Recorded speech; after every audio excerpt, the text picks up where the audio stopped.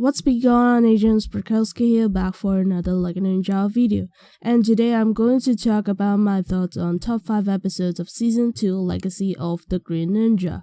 So before we get started, please give me a thumbs up for this video, it will mean a lot to me. If you are new to here, please hit the subscribe button as well as the notification bell below for following more videos and news coming up on this channel. And without further ado, let's get right into the video.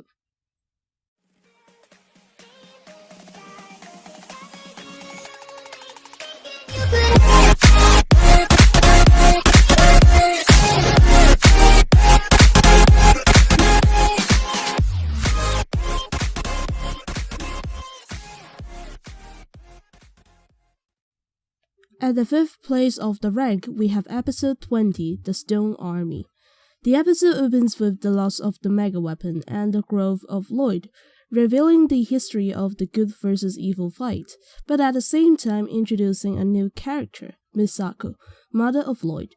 This episode not only have a fast and packed pace, but also got a really good storytelling when it talks about the fights between the first Ninjutsu master and the Overlord. This episode have actually made a huge step of the season's plot, where the unraveled fight of good versus evil have actually turned the tone of the plot become darker and more serious. Throughout the episode, Lloyd have been pretty standout of his intelligence and his physical abilities, proving that he is capable of being the Green Ninja. But since the idea of this episode is pretty boring to me, I place it at the 5th spot of the rank. Then we have episode 24, The Last Hope. The Last Hope talk about the way of stopping the prophecy of the good versus evil, that is putting the Helmet of Shadow back to the Celestial Clock.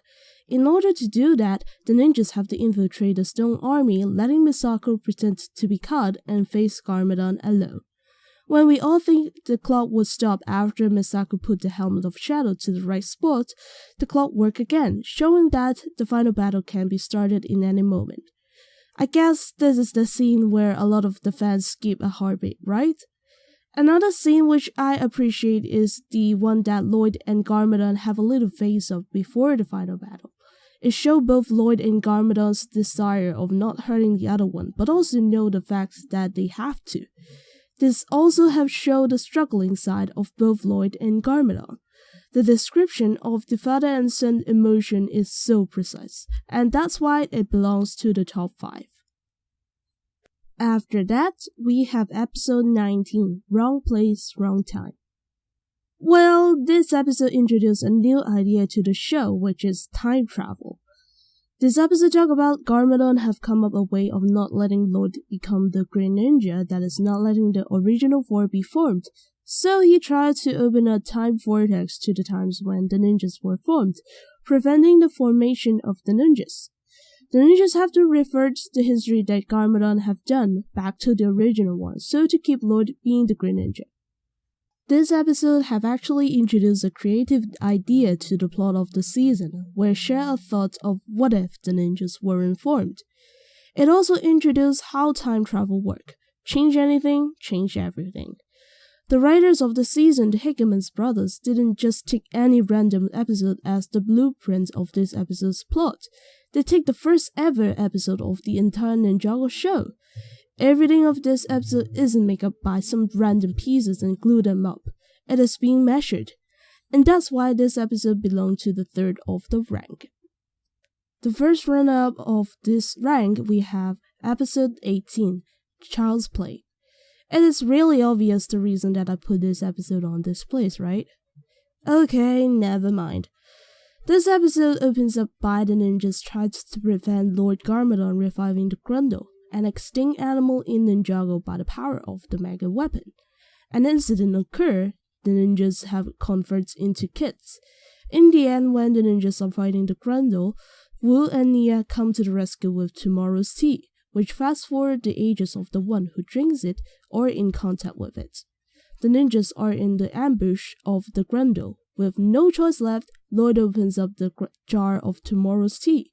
The ninjas have become adults again, and the Grundle have become piles of bones again. but the cause of action is the growth of Lloyd, where he is at the same age of the ninjas. This episode actually speeds up the arrival of the final battle, which make the pace of the season quicker and atmosphere of the season become more serious. This episode have also shown the struggle Lloyd faced as the Green Ninja, that he may not have a childhood that any kid have. With greater power comes greater responsibility would be the best quote to describe this episode. The champion of the season is the season finale, episode 26, Rise of the Spinja Semester. After the defeat of the Green Ninja, the ninjas didn't give up. They found out that there is a hidden mech in the Light Temple which can help Lloyd to defeat the Overlord. Lloyd used this to travel from the Dark Island to the Ninjago City and face the Overlord again.